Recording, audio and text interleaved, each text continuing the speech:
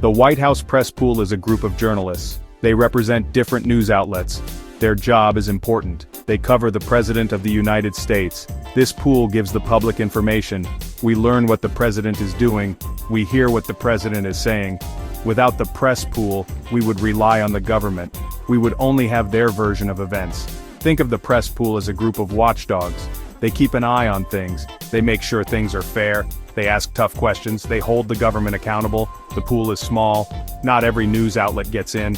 There are limited seats on Air Force One. There are only so many spots in the briefing room, so a system was created. This system decided which journalists got access.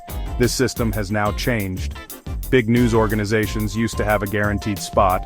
Now they have to compete. This change has big consequences.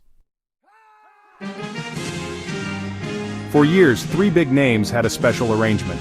These were the Associated Press, Reuters, and Bloomberg. They are wire services. They supply news to many smaller outlets. They had a rotating spot in the press pool. This meant they always had access. They could always report on the president. In April 2025, this changed. The Trump administration made new rules. The special spot was gone. Now, Associated Press, Reuters, and Bloomberg have to compete. They compete with newspapers, websites, and even podcasters. The Trump administration says this is fairer. They argue it reflects how people get news today. They say it gives everyone a chance. But critics say this is a way to control the news. They worry that big wire services will lose access. They fear this will make it harder for the public to get information.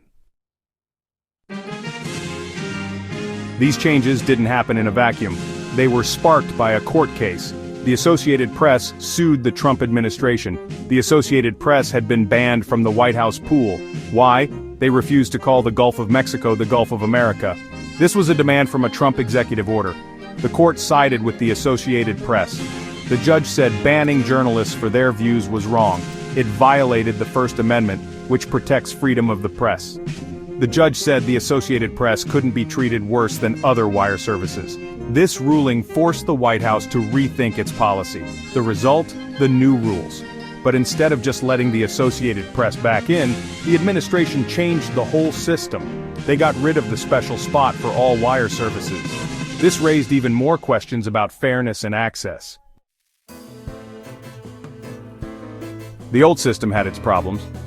Critics said it favored big players. Smaller outlets and independent journalists had a harder time getting in. But the old system did ensure that major wire services could always report on the president. This meant a wide reach of information. The new system is more open.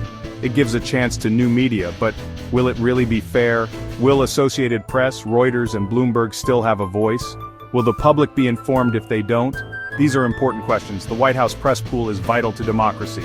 It's how we see what our leaders are doing. It's how we hold them accountable. The new rules are a gamble. Only time will tell if they help or hurt the free flow of information.